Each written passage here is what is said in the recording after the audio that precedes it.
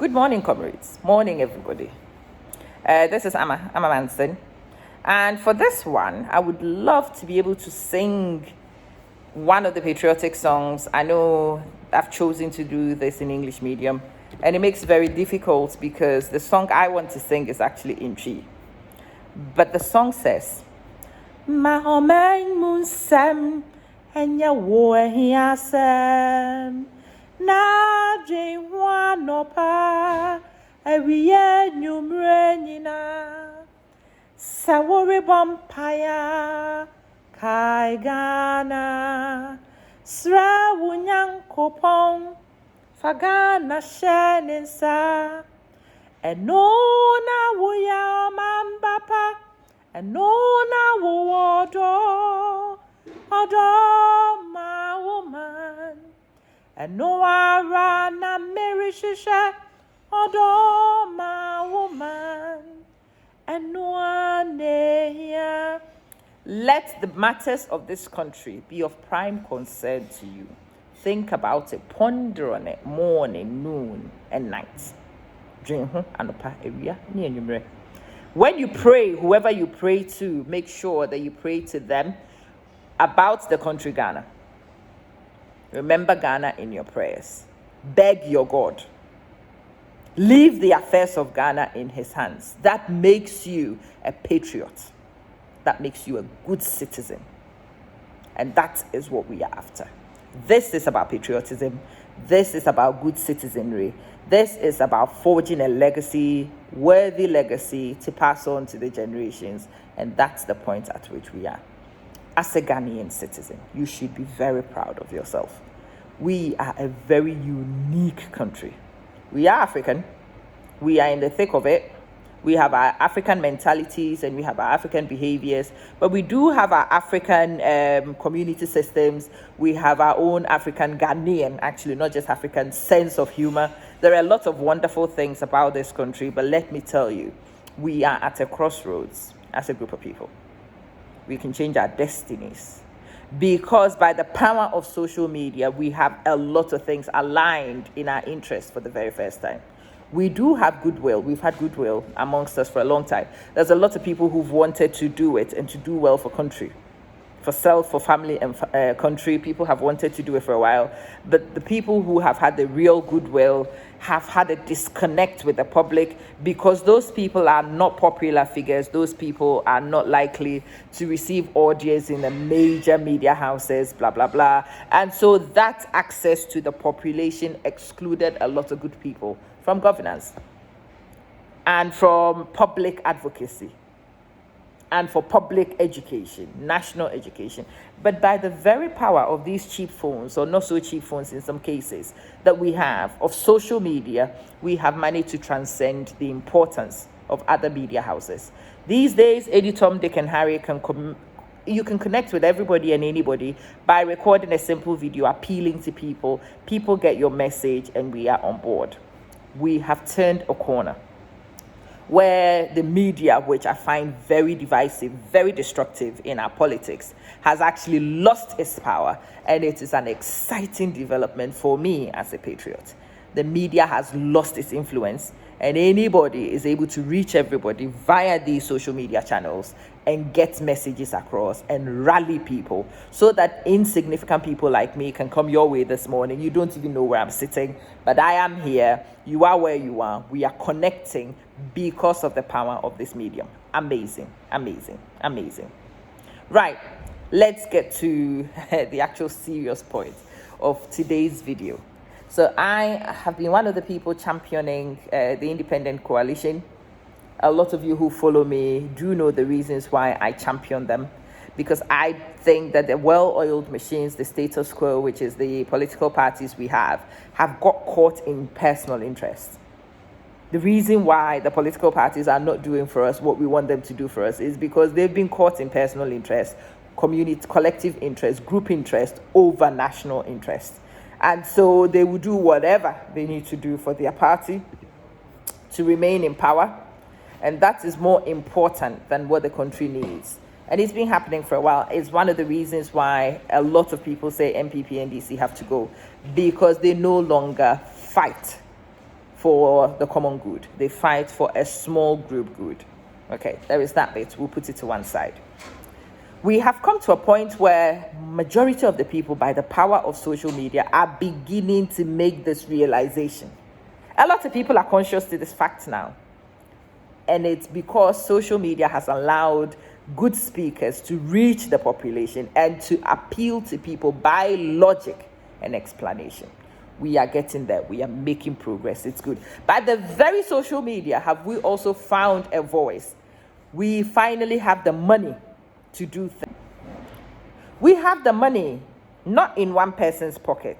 We have the money because there is the concept of crowdfunding, and 1 million Ghanaians putting in £10 each is 10 million, which can be used to do serious political campaigning.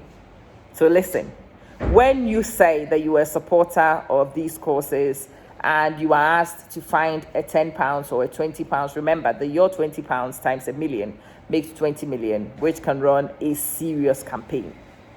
Yeah, and that can be done. The crowdfunding and the organizational part of it can be done on social media too.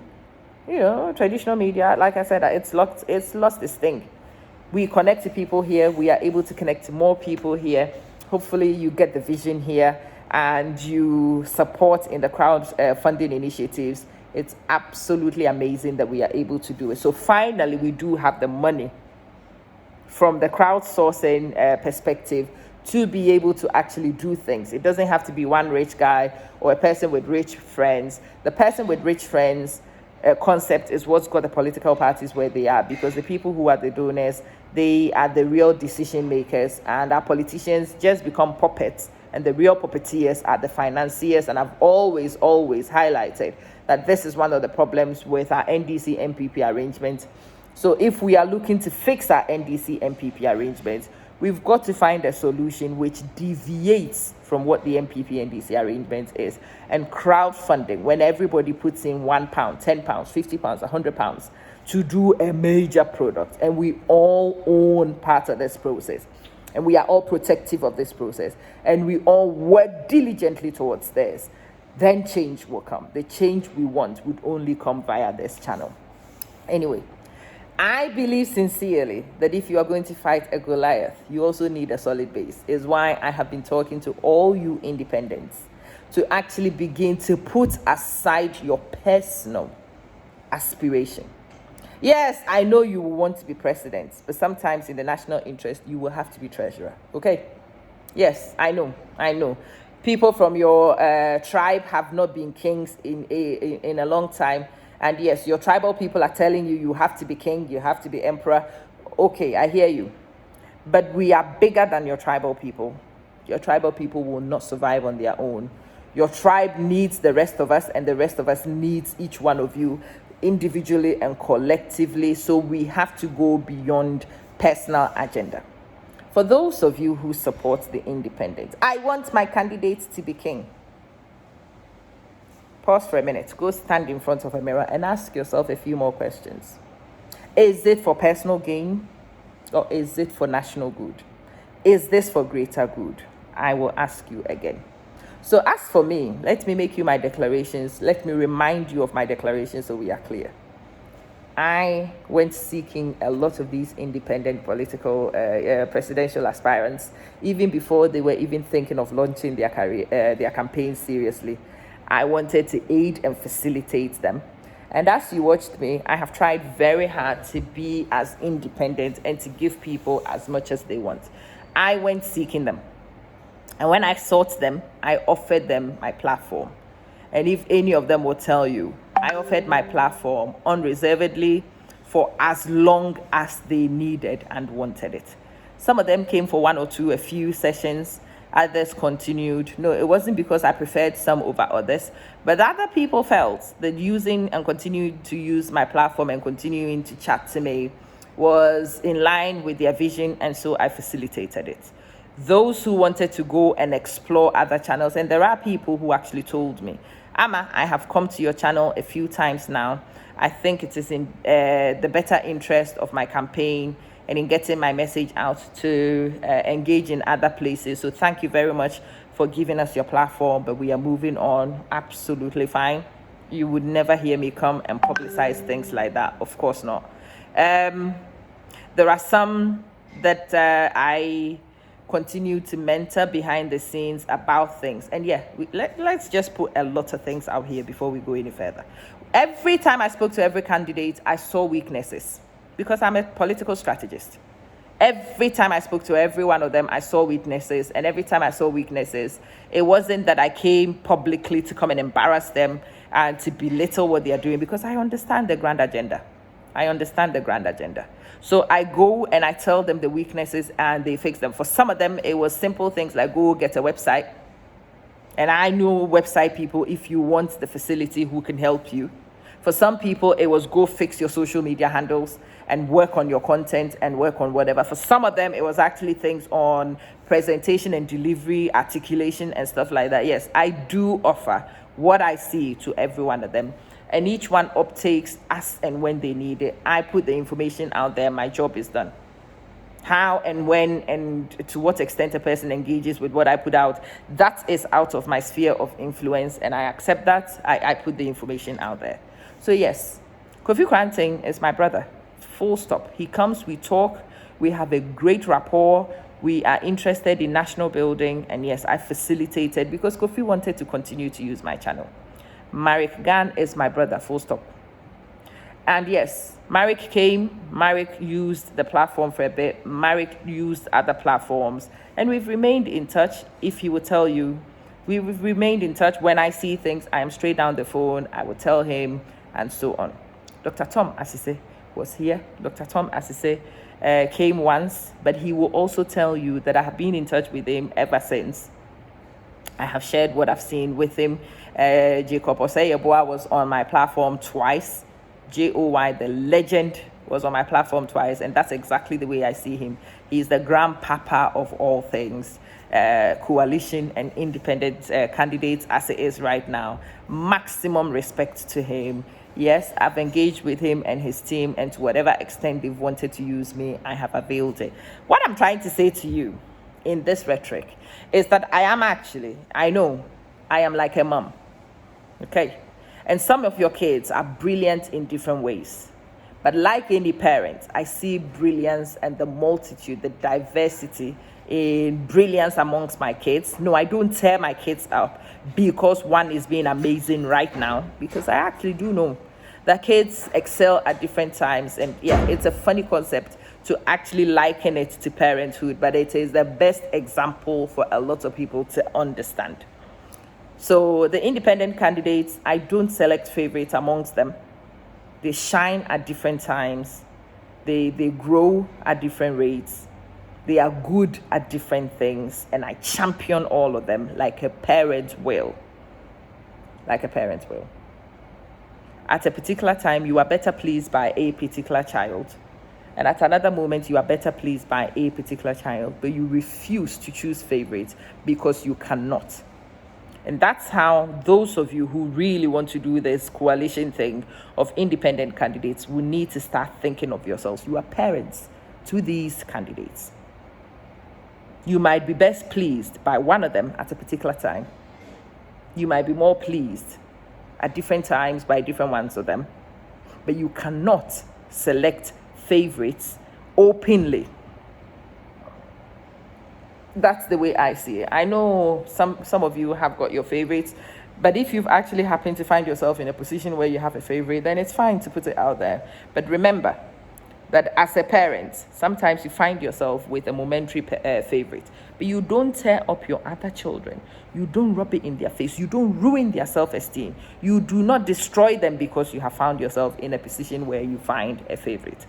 Put that into thought, consider that very carefully, and that's another one. We will come to those ones later. But for today, let me address the big elephant in the room. So there's been the debate. A lot of people were hoping that the debate will bring one individual candidate, and I am still hopeful that we will find one who will go forward as a president and one who will be running mate, and the rest who will take up other positions within the coalition. And let me remind you of why we need to refocus. And I want to explain this process so those of you who are getting disillusioned will understand. Listen, The debate didn't bring a particular candidate because the debates and the polls have got credibility issues around some of the polls, logistical issues around some of the polls. The polls have said this, and it can be interpreted by different candidates to mean different things. But hey, let me address you candidates first. Hey, this goes beyond individual ambition. I know you would like to be president, but if you are not chosen to be president and you genuinely came into this for the national interest, you will get over yourself already. You will be over yourself already. If you are not chosen, or even if you are chosen, and it is difficult for the other person to accept whatever, sometimes they might even be appointed onto you to decide, hey, I will be the bigger person and I will go as the running mate, or I will go as the Minister of Education designate, I will go as your campaign manager, I will go as your political strategist, and we will champion you forward. You will have to let the national good override your personal ambition. Too many of you want to be president. Not all of you are going to be president. And we will have to settle this, not on personal ambition, but on national and collective good. Remember this in the next few days. And for those of you who are viewers, hold them accountable and tell your candidate of choice the truth. The point is not to get the title as the president. The point is to come to change and to redeem for our people. That's why we support you. That's why we support you. We are not here, I am not here for your personal ambition so you can put president to your name. President is just as good as vice president, is just as good as minister of education, is just as good as public strategist, is just as good as anything if we manage to get the ultimate aim of a sweeping change, reforming change in our governance in our country. So go back in your teams and start thinking. No, stop looking at your personal ambition and the appointments you will get, because a lot of you are caught in that one. Many of you will not be honest about it to yourself, never mind acknowledge to other people, but this is the real truth. You are caught in ambition. And because you are caught in ambition and you can see the light at the end of the tunnel, a lot of you are pushing these independent candidates and telling them, don't listen, go for president. You are the chosen one. You are a destructor.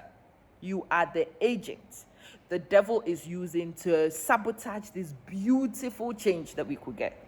So sit down and think. You are a little demon. You are a baby devil. Yes, you are pushing these guys and you are highlighting personal ambition. You are pushing them by their ambition, using tribal lines, using any of the old traits that we all hate from the political parties. But a lot of you are revealing yourself. You are no different from those in the parties. You are no different. And maybe we don't even have the moral right to be judging those in the parties because we behave the same way when the cookie crumbles.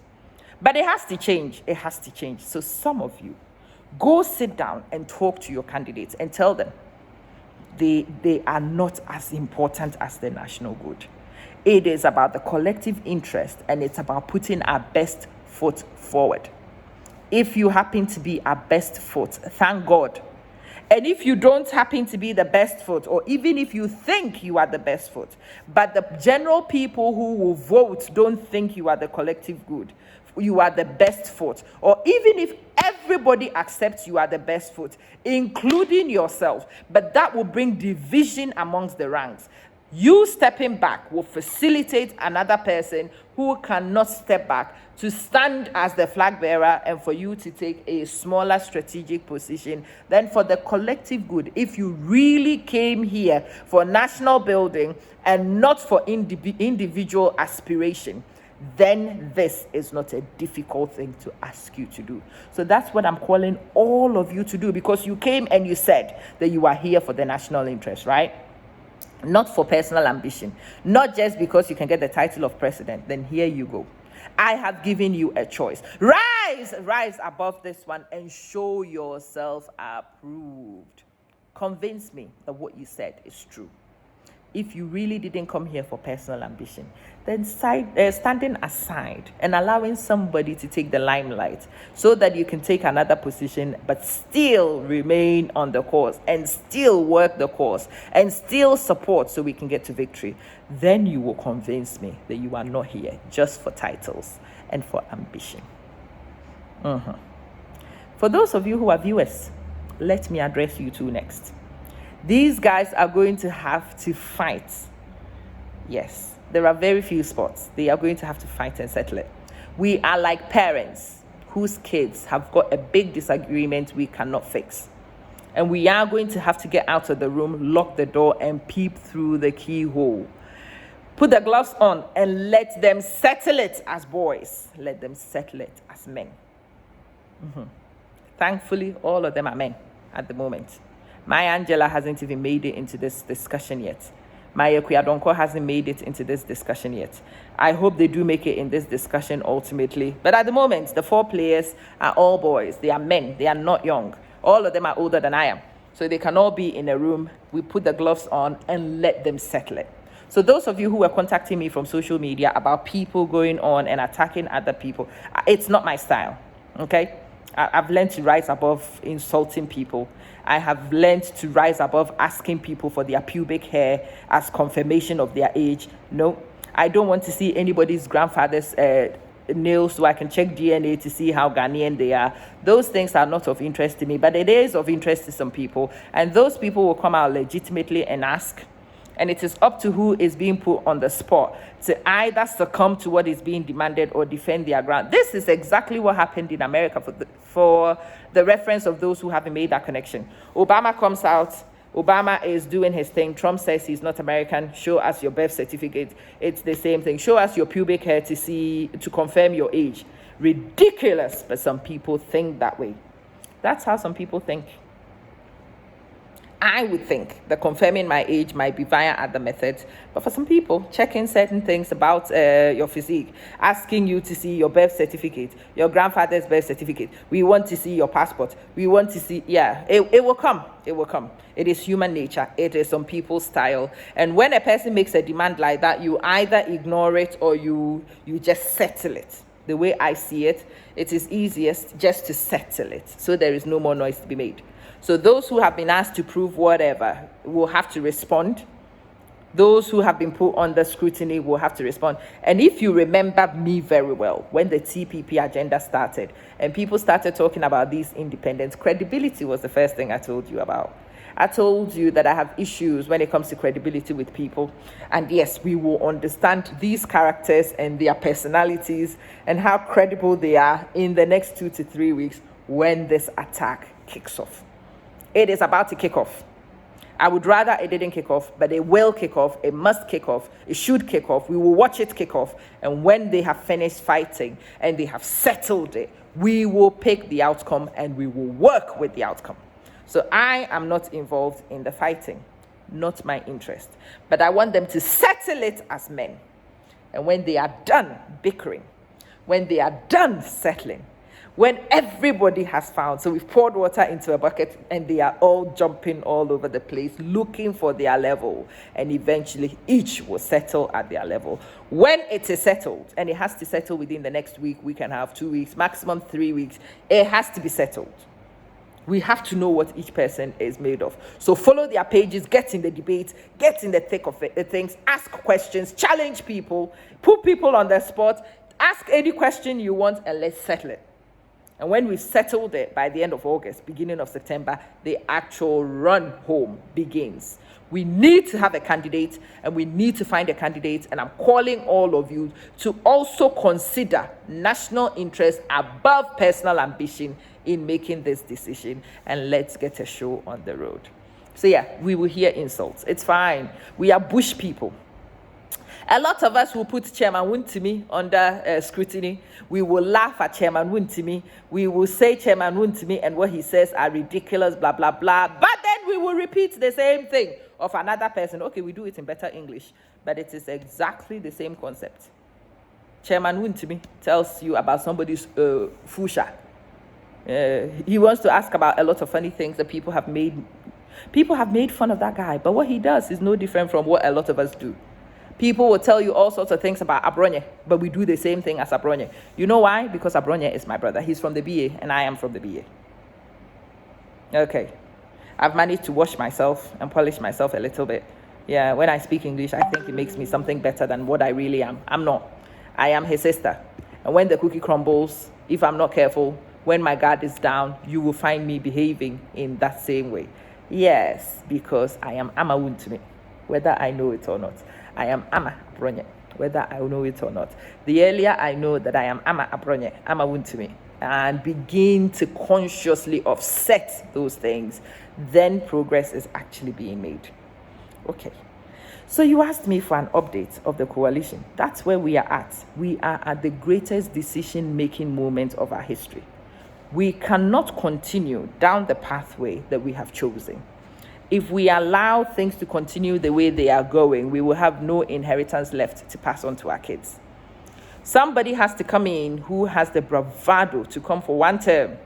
Even if people don't vote them back in, they don't care. And they jail everybody who needs to be jailed, and that person needs to be radical enough, and it will not come from the political machinery at the moment because they are all tied into the funders, and the people who are the funders are the greatest criminals in our society, and these criminals control the people who are supposed to regulate them. They finance the people who are supposed to regulate them. And so they have corrupted the people who are supposed to regulate them. Is why Martin Amidu is not jailing anybody. Is why nobody else is going to jail. Is why Woyome is still available and is free and operational. And all the scandals have not left anywhere. We have not found the Inconfirm. We have not found the Imponche. We haven't even found the people. It comes from here. And this is one of my greatest hopes for the independence. They are not yet. And especially the reason why I like the diasporan independence is because they've been away from home for so long. It's because they've disconnected with the social construct for a bit. It's because they are not in the web as tightly as those who have remained at home and who have remained in the establishment. And so the diasporans give me a lot of hope.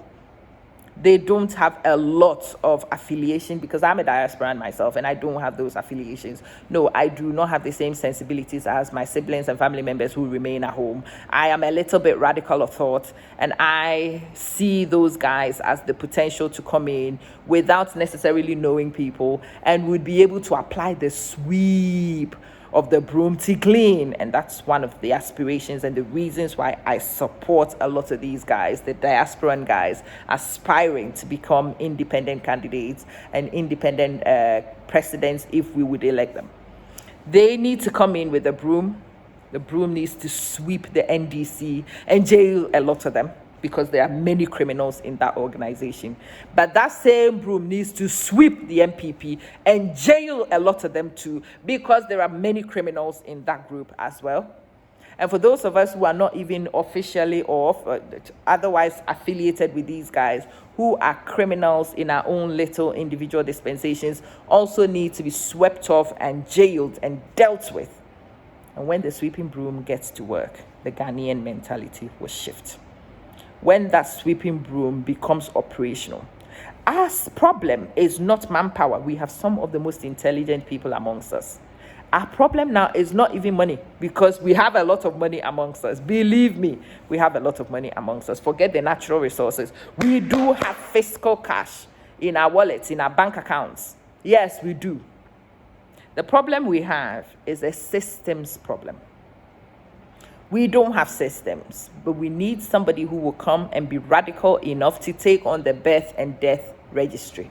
That's the crux of our problems. The birth and death registry in Ghana, the digitalization of it, the automation of it, and linking that with the electoral system so that the electoral register automatically recognizes that you've got to be registered. It will contact you, and we do need a digitalized address system. Do you understand how all these things link?